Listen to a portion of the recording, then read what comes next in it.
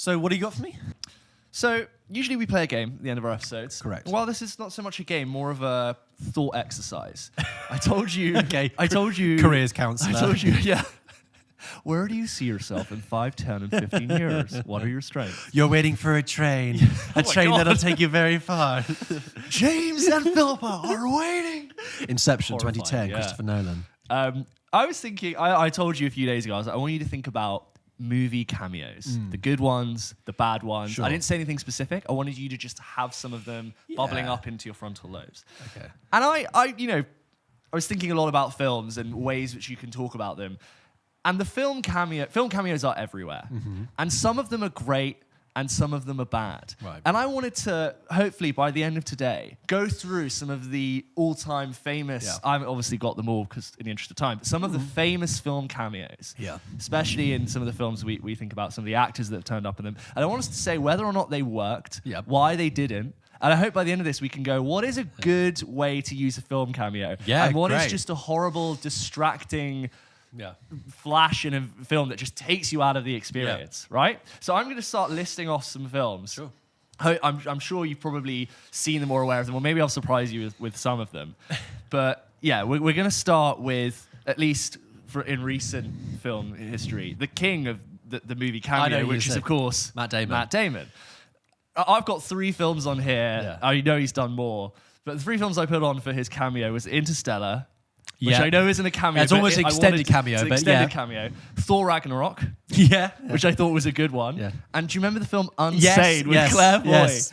So I'm going to start with Unsane. Right. Unsane is a film starring Claire Foy. Who is it again? It was Steven Soderbergh's film. He shot it all on an iPhone. Shot it all on an iPhone. And it's, set in a... It's like a psychological thriller. Yeah. She gets admitted in... She has a stalker. She gets admitted into a mental asylum, and her stalker is running the asylum or something. Like really very kind of harrowing like gothic overtones. Yeah. All shot on like fairly wide angles, fairly CCTV-like, but quite ridiculous film, Matt actually. Damon makes the most distracting cameo about 2/3 of the way through. And me and George actually went to a press screening of that, and I remember laughing out loud because I could not believe a guffaw. Because there are moments. Matt Damon is at a top A-list star. Absolutely. And if he's in your movie, if it's a Jason Bourne film, you go, that's fine. It's not Matt Damon. It's Jason Bourne. I'm in to see Jason Bourne. But when he turns up sometimes, like in the first 5 minutes he's in Interstellar, I'm like, Matt Damon's in this movie. Yeah, that's Matt Damon. Yeah, and eventually we get warmed up into it. But talk about some of those.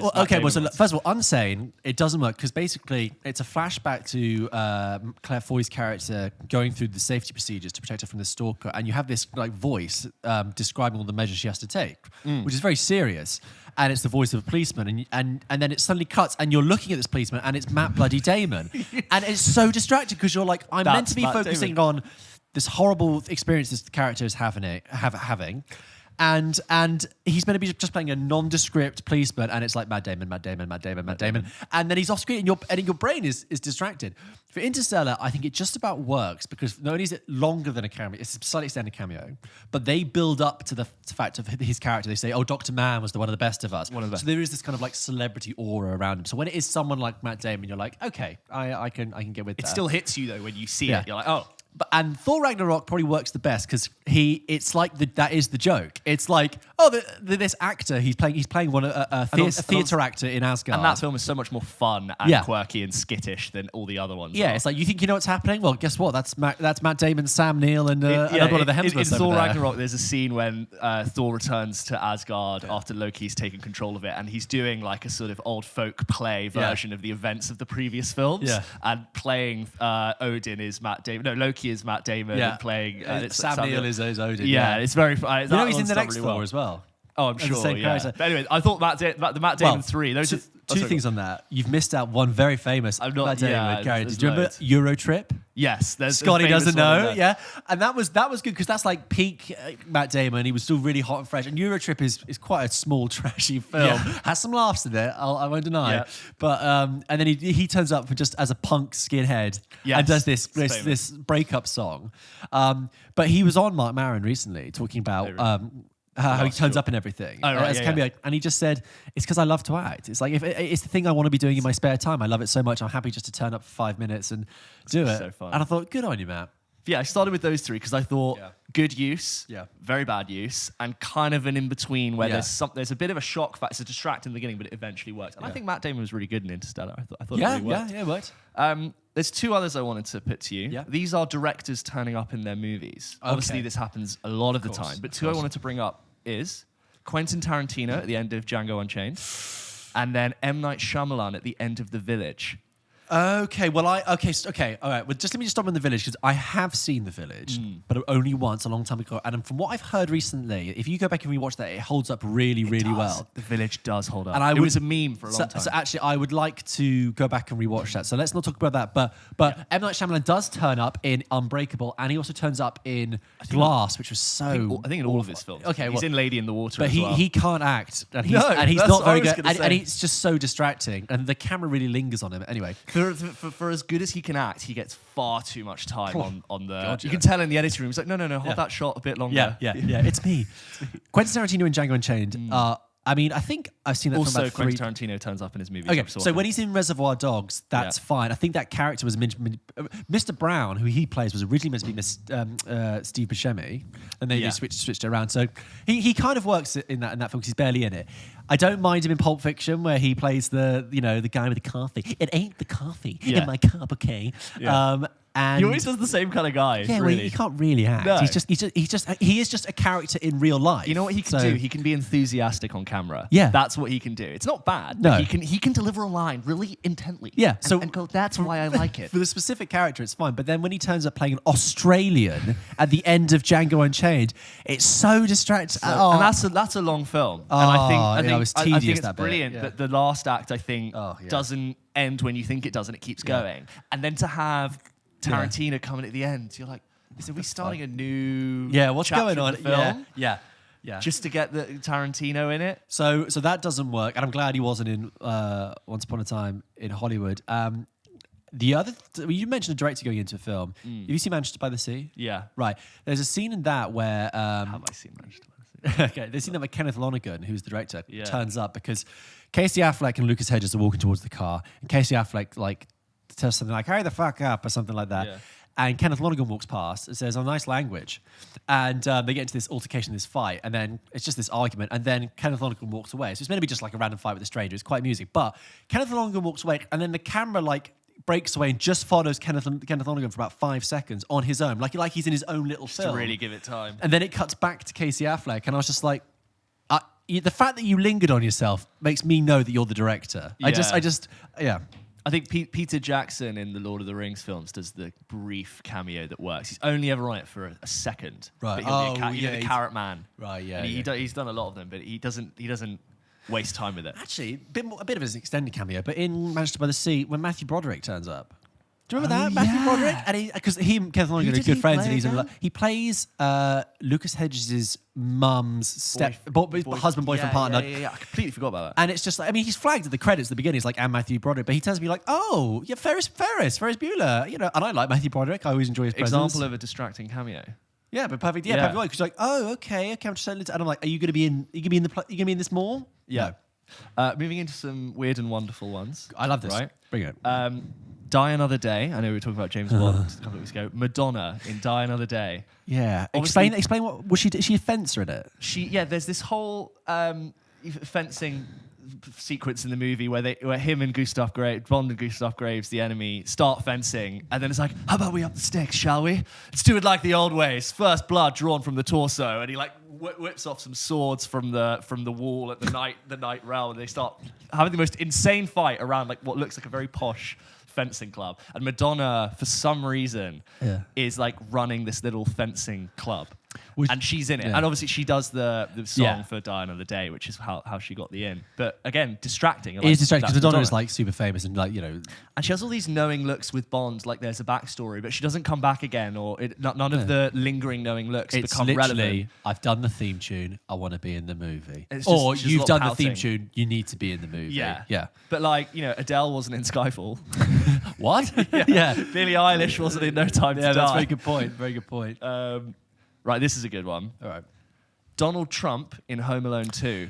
Yeah. So even though, try to forget the Donald Trump we know today, right? Just really try and erase that. Forget what we think about Donald Trump. Yep. I think an effective cameo because it doesn't waste your time. Okay. And it makes sense for the film. And you're like, Donald Trump. Okay, in the context of seeing that in like 1992, I believe, as an audience member, the idea that he's asking for directions because he's lost in New York and he asks this person who he thinks is a stranger but actually turns out to be a very famous New Yorker. Yes. You know what? In that time. In that kind of... Also, he's a New York businessman in that kind of hotel. It establishes the kind of hotel it is. You're right. As a functioning cameo, you know what? That is a very effective cameo. Now, given the last few years, incredibly distracting, unavoidable. You cannot not comment on that's Donald Trump, that man. You can't not comment on it. But at the time, perfect. Yeah. Exactly what you want Donald Trump to do in this life. And I just saw that on this. I was like, that's a really good point. Discussing. Mike Myers in Inglourious Bastards. Right, yeah, I love that because that was also at the time when Mike Myers' career had basically gone to shit. He made The Love Guru, which is an appalling film. Yeah. Really, really. And like he was basically put in movie jail, which is understandable. I think he's out now. He's out of movie jail. Oh, yeah. Yeah, no, he's had a Bohemian Rhapsody. Bohemian Rhapsody, that was on my list as well. Oh, yeah. Well, Mike Myers. See, the Bohemian Rhapsody one makes sense because it's the comment of the way he was a larger-than-life character That is as well. the biggest amount of nuance there is in that film. But in Inglourious Basterds, I also think it works because he's famous for playing horrible caricatured stereotype of a Brit with Austin Powers, right? Yeah. And here he is again playing what could be like Austin Powers' father in the wartime. And it kind of works. You've got Churchill sitting in the corner of the room. And I think it works. Effective. I think it's very effective. This is a weird one. Because we've got a mixture here. There's actors cameoing as characters. Yes. And there's people cameoing as themselves. Oh, I've got one for you as well. Yeah, go on. Well, this is really the head fuck of a one. Yeah. Pardon my language, but it's in Ocean's 12 when Julia Roberts as Tess, the character, has to pretend to be Julia Roberts. Oh God, I don't remember that. That film is not a good film, and they run out of ideas, and they're like, "Oh, let's have this scene where Matt Damon is literally like, I think she, don't you think she looks like Julia Roberts?" And then she has to, and as an audience member, you're like, your brain's doing the homework. So hang on, so she's Julia Roberts, but she's not Julia Roberts, but she's played by Julia Roberts. Anyway, it's like in Avengers when Robert Downey makes a reference to Jeff Bridges. Yeah. When Jeff Bridges plays Obadiah Stane in the first one. You're like, this doesn't make sense. But anyway, speaking of Avengers, Joe Russo in the beginning of Avengers Endgame in the there was the grief circle. The grief circle run by Captain America. It wasn't distracting because I don't know didn't know what either of the Russos looked like, and he was effective enough. He was, I would have believed that was his actor. It was a strangely sort of emotional cameo. Yeah, like I'd love to hear like the reasoning behind it. I've not really looked into it, but it's one of those. He has this really heart-wrenching line about losing his loved one. You're like, there you go, Joe Russo, get in your movie. Yeah. Why not? Maybe somebody fell out that day, or maybe he just thought, I wrote this really emotional beat. I'd like to deliver it. Yeah. This next one is a great, weird, and wonderful one. The Prestige. Oh, yeah, I love this one. Oh, I love it. It's so good. So obviously. Okay, I'll do it. Okay. I love The Prestige. One of my favorite films, and I've seen it so many times. And you're watching this film, and you will be having a good time because it is a great time. Fantastic. You're halfway through. You've got Hugh Jackman. You've got Hugh Jackman doing his thing. You've got Christian Bale doing his thing. And just when you think this film can't get any weirder, stranger, better, David Bowie walks in as Nikola Tesla. And gives a brilliant performance. Slightly dodgy accent, but also, have you heard Christopher Nolan's reasoning for that? No, go on. He was like, Nikola Tesla was such a pioneer and avant-garde figure in his day and age. Yeah. With so ahead of his time. He needed someone or wanted someone who captured that kind of vision. And he was like, David Bowie is like the Nikola Tesla of our age. Yeah. Like, we need that kind of cultural figure to come in and play him. And David Bowie was like, yeah, sure. He had that like half mid-stare visionary look to him where he could understand things that we couldn't even think of understanding yet. Yes, Mr. Angier, have you considered the cost? Price is not an object. No, but have you considered the cost? And Andy Serkis, like his little... Yeah, as Eli, the guy. Yeah, also, I mean, Andy Serkis, that just referencing what we talked about last week, guy's good in everything. Oh, Andy's fantastic. He turns up, he delivers. He commits. I love that about Bowie being in that. Yeah. Okay.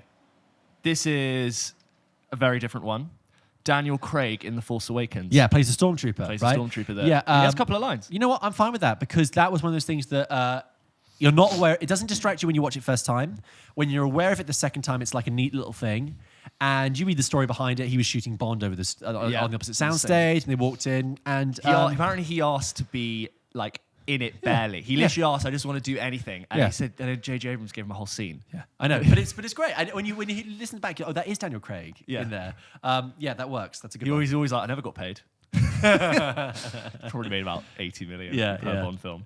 I'm gonna do. I think we've got plenty, but I don't want it to go on for too long. Last one. Johnny Depp in 21 Jump Street. Yes. Which is a weird one. Yes. But I thought really good. Right. 21 Jump Street used to be a TV series, and they rebooted it, made it into films with Jonah Hill and Channing Tatum. Yeah. In this film with Jonah Hill and Channing Tatum, there is a biker gang, and one of the biker gang strips his makeup off, and it turns out to be Johnny Depp and one of the other actors who used to be in the TV series. Johnny Depp used to be in 21 Jump Street, the TV series. Yeah. So he turns up in character as his old character from Jump Street with this other guy who also used to be in Jump Street, and then they get shot. And it's like a real huge guns pointing at people, action sequence, very intense dialogue, and it's all just there. It's Johnny Depp, and you're like, wow, that's full on. Yeah, and he's in prosthetics, then he takes the prosthetics off. There's definitely a difference between, just to wrap this up, between an actor coming in to play a part, sort of leaning more towards Interstellar, and like an extended cameo piece like the Johnny Depp and what was the other one? Tom Cruise in Tropic Thunder. Yeah, where it's like, the audience is going to react to this, but not because it's who the character is, but because it is this famous face. It is this famous person, So what would you say? Look, George, you get to decide all films going forward.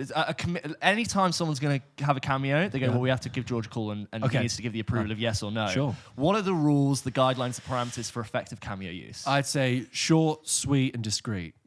I'd say you keep it tight, and it's a nice, rewarding wink to the audience, and then if any audience member doesn't get it, then they won't feel excluded. If any audience member doesn't enjoy it, then it's over quickly, you can move on with the film, and it doesn't disrupt the verisimilitude of the film. Okay? Lovely word. And I hope you have like a whole pamphlet on just how to use Matt Damon. Matt, you have different rules, okay? Matt's log is like, can I be in it? I think also the tone of the film is vital. Like I said, like with Unsane, he completely derails it. You need to be screening the film entirely. Short, sweet, and discreet, baby. There you go. Do you remember Michael Jackson in Men in Black 2? I want to be Agent M. I can be M. Yeah.